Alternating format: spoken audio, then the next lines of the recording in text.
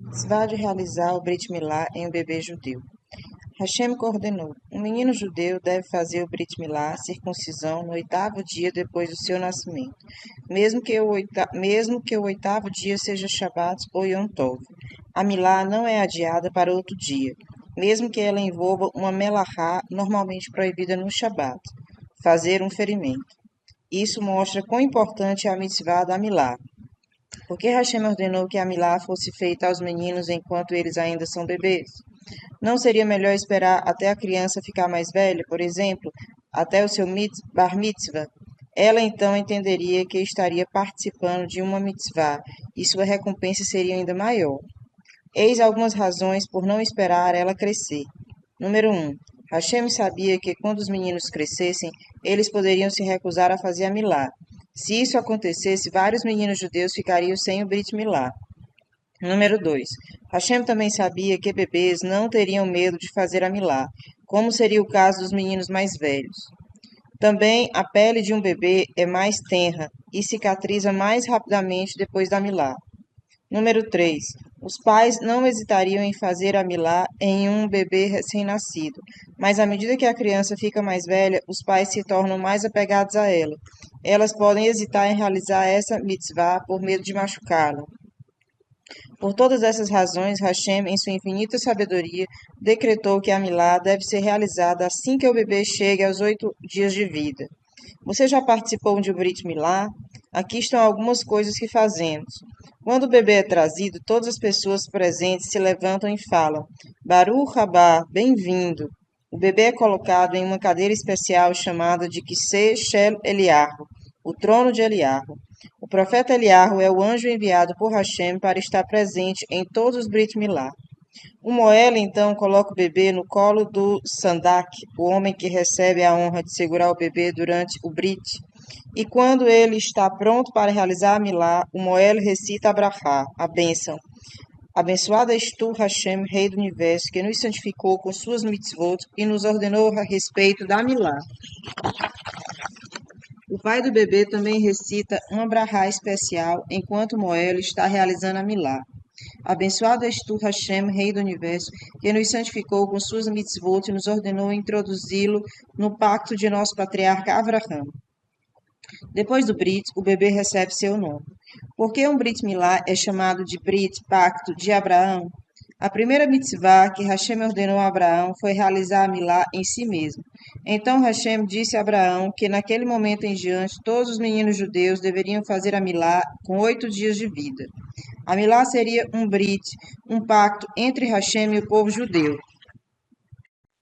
Eles acreditariam nele e ele seria seu Deus. A cerimônia do Brit Milá continua com os participantes desejando que o novo bebê cresça para se tornar um Talmid Chacham, se casar e construir uma família e para sempre fazer bons atos. Os pais convidam os presentes a se juntar a eles em uma seudá. A seudá é uma refeição festiva. Ela mostra que os pais estão felizes por realizar uma mitzvah de Hashem. Ela também nos recorda da refeição que Abraão fez no dia que ele realizou a Milá em seu filho Isaac. A mitzvah da Milá é tão grande que Hashem considera os pais que fazem a Milá em seu filho como se tivessem trazido um corbano para ele. Uma história. Somente um judeu que tem Brit Milá pode entender a Torá. O imperador romano Adriano tinha um sobrinho, Onkelos, que compreendeu que a idolatria dos romanos não fazia sentido e que somente a Torá era verdade. Ele decidiu se tornar judeu, mas ficou com medo que seu tio se enfurecesse com ele e o castigasse. Ele disse a Adriano: Eu quero me tornar um mercador e fazer negócios. E por que você quer fazer negócios? Perguntou o imperador. Você já é bastante rico. Eu sempre dou a você todo o dinheiro que você deseja. O verdadeiro motivo pelo qual quero me tornar um mercador, explicou Onkelos, é para deixar o palácio por um tempo e me misturar com estranhos. Eu quero estudar o comportamento das pessoas e aprender com elas. Agora, tio, por favor, me dê um bom conselho de como ser bem-sucedido nos negócios. Adriano aconselhou: se você achar mercadorias que valem muito dinheiro, mas ninguém quiser comprá-las, compre-as enquanto estão baratas. Com o tempo, o preço subirá e você fará uma fortuna. Onkelos agradeceu seu tio pelo conselho, disse adeus e saiu de Roma. E para onde ele foi? Direto para a Era de Israel, onde encontrou onde entrou em um yeshivá, estudou Torá dia e noite e se tornou um ger, convertido ao judaísmo. Na próxima vez que ele apareceu na corte de Roma, todos podiam contar pela sua expressão séria e seu comportamento diferente que havia mudado. Qual o problema com você? Perguntou o imperador. Você parece uma pessoa que passou por problemas. Você perdeu dinheiro nos negócios ou alguém o distratou? Não, respondeu Onkelos. Mas sua face está mudada, insistiu Adriano. Alguma coisa aconteceu com você. Algo realmente grande aconteceu comigo e de fato eu mudei, respondeu Onkelos. Mas não é porque não é o que você está pensando. Eu estou diferente porque estudei Torá e também fiz um Brit Milá, pois tornei-me um judeu. Que ideia mais maluca é essa? Disse o imperador surpreso. Você me deu essa ideia, tio, disse Onkelos. Você se lembra quando me disse para fazer negócios com mercadoria que ninguém queria comprar? Bem, entre os povos do mundo, os judeus são os mais odiados de todos. Todas as outras nações os desprezam. Mas no futuro, eles serão os mais elevados. Hashem prometeu, através de seu profeta Yeshayahu, que mesmo reis se curvarão perante eles. Eles são a nação escolhida por Deus. O ministro do rei estava próximo, ouvindo a conversa. Ele odiava os judeus do fundo do seu coração.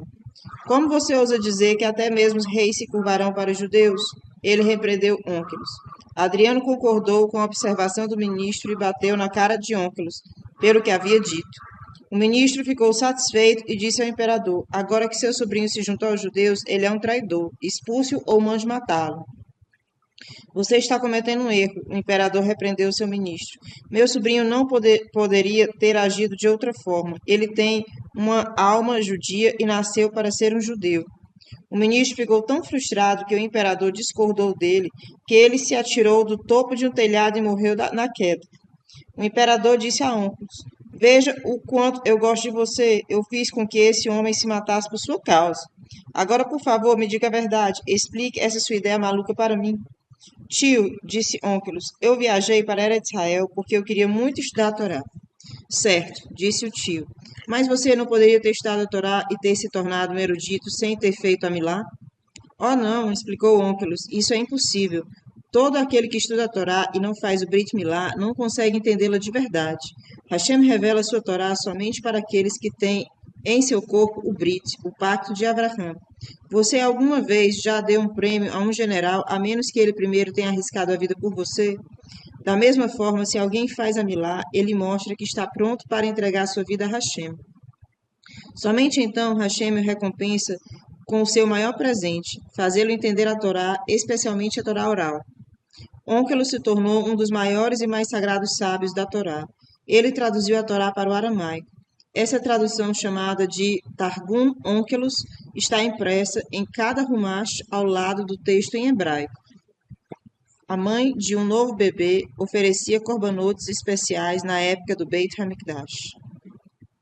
Na época do Beit HaMikdash, a nova mãe de um menino ou menina oferecia corbanotes especiais. Ela trazia um cordeiro para uma oferenda de olá e uma pomba ou rola para um ratat. Se ela não tivesse condições de trazer um cordeiro, ela podia dar um pássaro no lugar. Nesse caso, ela oferecia 2 pássaros, um para olá e um para ratat. A mulher viajava até o Beit HaMikdash e dava seus corbanotes para os Cohen. Antes de esses corbanotes serem oferecidos, uma nova mãe não tinha permissão de entrar no pátio do Mishkan ou do Beit HaMikdash, ou de comer uma parte do corban. Porque uma nova mãe tinha que oferecer um corban a Hashem? Uma das razões é para agradecer a Hashem por tê-la salvado dos perigos do parto. Todo nascimento é um milagre pelo qual a mãe, bem como toda a família, deve mostrar sua gratidão a Hashem. O que é tsarat? A Torá continua a nos contar sobre os diferentes tipos de tumá, impureza. Uma delas é o tsarat. O que é o tsarat? Tsarat era uma doença de pele que somente podia ser diagnosticada por um Cohen. Se um judeu, homem, mulher ou criança, notava uma ou mais manchas brancas em sua pele, ele deveria suspeitar da possibilidade de tsarat. Ele era ordenado a mostrar a mancha a um Cohen. A mancha podia ter uma dessas 4 colorações. Baheret, branca como a neve. Esse era o branco mais brilhante. Sapahat, ou de Baharet, um tipo mais branco de Baharet, um pouco menos branco. As manchas se pareciam com o reboco branco das paredes do Kodesh do Beit HaMikdash. 7. Um branco mais escuro, a cor de lã pura. Sapahat de 7. Um tipo mais branco de 7. As manchas eram da cor da parte interior da casca de um ovo. Se as manchas brancas fossem mais escuras do que os 4 tons mencionados, elas não eram tsarat. Um judeu ia até um cohen e falava: Eu encontrei uma mancha branca ou várias manchas brancas em meu corpo. O cohen então lhe dizia: Deixe-me checar se você está com tsarat. O cohen examinava para ver se encontrava uma dessas duas coisas. Número 1, 2 pelos que se tornaram brancos dentro da mancha branca. Ou número 2, um pedaço de pele saudável no meio da mancha branca. Se ele visse um desses 2 sinais, o cohen dizia ao homem: Você tem tsarat. Você deve seguir todas as leis relativas a quem tem tsarat, que nós logo explicaremos. Se o cohen não encontrasse 2 pelos brancos na mancha branca ou alguma pele saudável dentro da mancha, ele dizia: Eu não sei ainda se você está com tsarat. Espere uma semana. Depois de uma semana, volte e eu examinarei você novamente. No entanto, se a pessoa vivesse em uma cidade cercada por uma muralha, ela teria de sair da cidade e ficar sozinha do lado de fora. O Cohen então lhe advertiria: Há algo errado com você, do contrário, Hashem não teria colocado essa mancha branca em sua pele. Mas Hashem, em sua misericórdia, deu a você uma semana para que você reflita sobre seus maus atos. Talvez, se você fizer techuvá, você não ficará com tsarat. Aproveite bem seu tempo. O Cohen não retornava até a pessoa antes de ter passado uma semana. Então ele examinava a mancha ou as manchas novamente para ver se 2 pelos brancos haviam crescido nela, ou se havia agora um pedaço de pele saudável dentro da mancha, ou se a mancha branca estava maior do que na semana passada. Se o Cohen encontrasse uma dessas 3 coisas, ele declarava: Você tem tsarat, e deve seguir todas as leis de um metzorá, uma pessoa que tem tsarat. Meu filho, faça techuvá, porque a tsarat normalmente atinge uma pessoa que falou lashon hará. Se o Cohen não encontrasse nenhum dos 3 sinais de tsarat, ele falava: Espere mais uma semana, então eu examinarei de novo. Hashem está dando a você mais uma chance de fazer techuvá. Se depois de mais uma semana o Cohen achasse um dos 3 sinais de tsarat, ele declarava: Você é um metzorá. Se ele não encontrasse nenhum dos 3 sinais, a pessoa estava tahor, pura. Ela não seria examinada novamente depois da 3ª semana, mesmo que as manchas ainda estivessem ali. Se um ratã, noivo, encontrasse manchas brancas em seu corpo durante os Sheva Brachot, ele não precisava mostrá-las ao Cohen até os Sheva Brachot terminarem. Da mesma forma, se alguém descobrisse manchas brancas em sua pele no meio de um Yom Tov, ele não precisava ir até o Cohen até o Yom Tov acabar. Hashem não queria estragar a alegria dos Sheva Brachot de um Hatan, ou o júbilo de um Yom Tov, fazendo com que um judeu fosse até o Cohen, que talvez tivesse que separá-lo de outras pessoas. Um judeu poderia achar que ele era esperto e decidir: eu mostrarei a mancha branca ou manchas ao Cohen, mas primeiro arrancarei os pelos brancos. Mas se ele fizesse isso, ele estaria cometendo um averá, um pecado. O Beit Din poderia puni-lo com malkot, chicotadas. A Torá proíbe um judeu de remover qualquer sinal de tumá de tsarat. Por que Hashem castigava o judeu com tsarat? Se um judeu impurificava sua neshama, a alma, cometendo um pecado sério, Hashem, por sua vez, impurifica o corpo dele com tsarat. Isso ajuda a pessoa a entender que ela pecou e que ela precisa fazer techuvá. Hashem infligia tsarat em um judeu devido a diversos pecados, mas principalmente pela haverá, pecado de falar lashon hará. Você se lembra quem falou lashon hará sobre o povo judeu e foi punido com tsarat? Sim, foi Moshe Rabbeinu quando Hashem quis que ele tirasse Bnei Israel do Egito. Moshe protestou: eles não acreditarão que Hashem me enviou. Então sua mão ficou branca com tsarat por ter falado mal dos judeus. Hashem também usava a tsarat como um castigo para outros pecados graves, tais como assassinato e adultério. A Torá ordena que o metzorá vá até um Cohen, não a um médico. O Cohen insistirá com o Metsorá para que ele pare de pecar e comece a fazer mitzvot. Se o Metsorá fizer techuvá, Hashem permitirá que ele fique puro novamente. O Midrash nos conta: Hashem tem muitos mensageiros. Hashem tem mensageiros por todo o mundo que ele usa para punir as pessoas. Esses mensageiros podem ser pessoas, animais ou até mesmo insetos. Uma pessoa estava de pé perto de um lago quando viu algo estranho. Um sapo gordo estava atravessando o lago. Ele carregava um escorpião em suas costas. O homem ficou muito surpreso com essa cena e decidiu ficar onde estava e observar o que iria acontecer. Quando o sapo chegou ao outro lado do lago, o escorpião escorregou e foi embora. Logo depois, o homem ouviu um grito vindo da aldeia próxima. Um escorpião acabou de picar um homem e o matou. Agora eu entendo, pensou o homem. Aquele escorpião era um mensageiro de Hashem para punir alguém por seus pecados. E foi por isso que o sapo carregou em suas costas, ajudando a atravessar o lago. Então ele viu que o escorpião voltou e novamente subiu nas costas do sapo. O sapo levou o escorpião de volta até o lugar onde ele vivia. Outra história se refere a um grupo de sábios, entre eles Rabi Eliasar. Certa vez eles viajaram para visitar o sogro de Rabi Yossi, que estava doente. Era um dia muito quente e o sol castigava os visitantes. Logo eles chegaram a um agradável campo, com árvores grandes e fontes de água. Como é bonito esse lugar, disse Rabi Eleazar. Vamos descansar um pouco aqui. Todos se sentaram para descansar. De repente eles notaram uma imensa cobra saindo da grama. Rabi Eleazar gritou para a cobra: Pare, não continue em frente, pois o homem que você quer picar está arrependido de seus atos. Ele fez techuvá. Ele não merece mais a morte. Os outros sábios ficaram abalados ao ouvir essas palavras. Rabi Akiva pediu a Rabi Eleazar que explicasse o que estava acontecendo. Silêncio, disse Rabi Eleazar. A cobra não está indo embora. Cobra, cobra, Rabi Eleazar gritou novamente. Eu sei que você recebeu uma ordem do céu para matar aquele homem por causa dos seus pecados, mas ele decidiu que nunca mais voltará a cometê-los. Vá embora. A cobra parou como se indecisa se devia dar ouvidos a Rabi Eleazar, mas então ela continuou indo em frente. Espere, cobra, falou Rabi Eleazar. Eu sei que você quer matar, por isso eu ordeno que você vá até um não-judeu rachá, alguém que fez mal a um judeu. Ele está nesse momento dormindo em sua caverna. Dê meia volta e vá até ele. Quando a cobra viu essas palavras, ela se virou e se apressou em seu caminho. Rabi Eleazar explicou aos outros sábios. Eu sabia que essa cobra foi enviada para matar um judeu que pecou gravemente. Ele foi salvo do castigo somente porque fez techuvá. Mas como você sabia disso? Seus amigos perguntaram. Meu pai me falou que eu encontraria essa cobra, disse Rabi Eleazar. Mas como você sabia que o judeu fez techuvá? Eles perguntaram.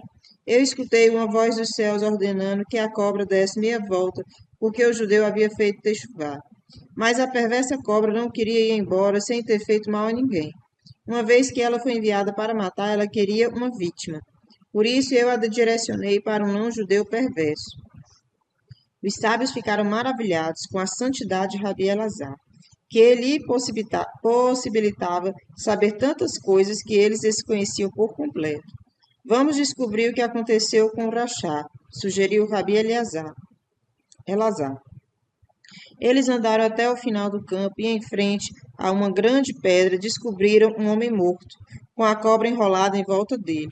Próximo ao corpo havia uma maleta repleta de moedas. Rabi Eleazar exclamou: Abençoado é Hashem, que tem mensageiros em todos os lugares. Ele pegou a maleta e os sábios retornaram ao campo onde estiveram descansando. Ao entrar no campo, os sábios encontraram um judeu todo suado e exausto. Esse sentou sob uma árvore e os sábios escutaram dizer: Mestre do universo, o Senhor sabe que eu não estou reclamando sobre o dinheiro que o não-judeu roubou de mim. Tudo o que o Senhor faz é justo. Mas eu tenho meus pais idosos, e como poderei sustentá-los agora? Estou aflito por causa deles, e também porque parte do dinheiro não era meu. Era dinheiro de Tzedaká, que eu guardava para um homem pobre. Ele o havia coletado para casar sua filha. O que farei agora? Não estou chateado por ter perdido meu dinheiro, mas pelo dinheiro dele. Quando os sábios escutaram isso, eles levaram o homem até Rabi Eleazar, que ele disse: Você deve ser um grande tzadik, ou Hashem não teria realizado milagres para você. Pegue sua maleta de volta, então ande até o fim desse campo e veja o que Hashem fez por você. Eles o acompanharam até o final do campo, onde viram um ladrão morto com a cobra em volta de seu pescoço. O judeu prostrou-se e agradeceu a Hashem. Ele beijou as mãos de Rabi Eleazar e disse: Eu sei que Hashem realizou esses milagres por causa de vocês, santos sábios. Eu estava aflito somente por causa de meus pobres pais e por causa do dinheiro do homem pobre que estava comigo. Ele também mostrou a eles os ferimentos que o ladrão fizera em seu corpo. Rabi Eleazar rezou pelo judeu e ele ficou curado. Rabi Eleazar disse à cobra: Cobra, cobra, você fez um bom trabalho, mas eu ordeno a você que de hoje em diante fique em sua toca e não faça mal a mais ninguém. A cobra abaixou sua cabeça em obediência e se arrastou de volta para sua toca. Outros eventos miraculosos ocorreram aos sábios em seu caminho, mas finalmente eles chegaram à casa do sogro de Rabi Yossi, o doente a quem havia ido visitar. Eles o encontraram muito melhor. Ele estava sentado na cama estudando Torá. Os sábios então recitaram a Brahá, que é dita quando alguém vê um doente que se recuperou. Abençoado és tu, Hashem, que deu você de volta para nós e não deu você para o pó, não deixou você morrer. Eles contaram a ele os acontecimentos extraordinários da viagem, e também ele se juntou aos sábios para louvar a Hashem por seus caminhos magníficos. O que acontecia a um Metzorá? O que acontecia a um judeu com Tsarat? Enquanto Bnei Israel viviam no deserto, o Metzorá tinha que sair dos 3 acampamentos, o acampamento da Shekinah, o acampamento dos Leviim e o acampamento de Israel, e permanecer sozinho do lado de fora. Na época do Beit HaMikdash, ele tinha que sair das cidades muradas. Qualquer judeu, inclusive uma criança que tocasse em um Metzorá, ficava também impura. Se um Metzorá entrasse na casa de alguém, ele fazia com que as paredes da casa e os objetos dentro dela se tornassem também. Quão severa era a sua tumá, a sua impureza. Depois que o Metzorá era declarado também pelo Cohen, ele tinha que rasgar suas roupas, tal como alguém que perdeu um parente próximo. O Metzorá era como um enlutado. Ele tinha que ficar triste por causa dos maus atos que cometera e que resultaram em Tsarat. O Metzorá tinha que ficar completamente sozinho, nem mesmo a companhia de outros Metzorarim era permitida. Ninguém tinha permissão de sentar a menos de 4 amotes, cerca de 2 metros dele. Se alguém se aproximasse dele, o Metzorá tinha que gritar: Afaste-se, não fique também por minha causa. O Metzorá tinha que cobrir sua boca com um lenço. Isso era para lembrá-lo da Averá, pecado de Lashon Hará, que lhe causara Tsarat. Enquanto permanecia sozinho, sem amigos, vizinhos ou familiares, o Metzorá tinha bastante tempo para pensar sobre seus atos e por que Hashem lhe havia castigado com Tsarat. Ele tinha uma oportunidade de fazer techuvá. Se Hashem aceitasse sua techuvá, a Tsarat desapareceria. A pessoa então podia chamar um Cohen para reexaminá-lo. Se o Cohen decidisse que os sinais de Tsarat haviam de fato desaparecido, o Metzorá deveria se purificar. Ele tinha os pelos do seu corpo raspados e oferecia corbanotes especiais, como veremos na Parashá Metzorá. Tsarat em roupas. Na época do Beit HaMikdash, Hashem por vezes trazia Tsarat sobre as roupas de uma pessoa que pecara. Somente roupas brancas podiam se tornar tamê, impuras, com Tsarat. Se a roupa branca de um judeu apresentasse ainda que apenas uma mancha verde ou vermelha, ele tinha que mostrá-la a um Cohen. O Cohen guardaria a peça de roupa por uma semana. Ele então a examinaria para ver se a mancha ou manchas haviam aumentado. Se fosse esse o caso, a roupa era queimada. Por que Hashem trazia Tsarat sobre a roupa de um judeu? As manchas de Tsarat advertiam a pessoa a fazer techuvá por algum pecado grave que ela havia cometido. Hashem poderia ter trazido Tsarat sobre o corpo do judeu. Mas antes de puni-lo em seu corpo, Hashem trazia punição sobre seus pertences, como uma advertência. Se o judeu fizesse techuvá, Hashem não traria Tsarat sobre seu corpo. Nós encontramos várias ocasiões em que Hashem primeiro trouxe uma punição pequena como um aviso para a pessoa fazer techuvá. e assim evitar um castigo maior. Você consegue pensar em exemplos onde Hashem primeiro advertiu alguém com a punição branda? Com certeza você se recorda como, depois que os filhos de Jacó morreram, os judeus no Egito começaram a se misturar com os egípcios e agir como eles. Hashem não fez de imediato Faraó escravizar o povo. Primeiro, ele fez os egípcios odiarem os judeus. Isso já deveria ter advertido Bnei Israel a fazer techuvá. Quando isso não deu resultado, os egípcios fizeram os judeus pagarem impostos. E somente quando os judeus não deram a devida importância a essas punições foi que Hashem fez com que os egípcios os escravizassem. Você pode ver que Hashem tenta nos salvar de castigos severos, nos advertindo com pequenos sinais de Alá. Portanto, se o pequeno infortúnio acontece conosco, por exemplo, se perdemos dinheiro ou se ficamos levemente adoentados, devemos aproveitar essa oportunidade para fazer techuvá. É o que Hashem quer de nós. Isso nos salva de castigos mais sérios.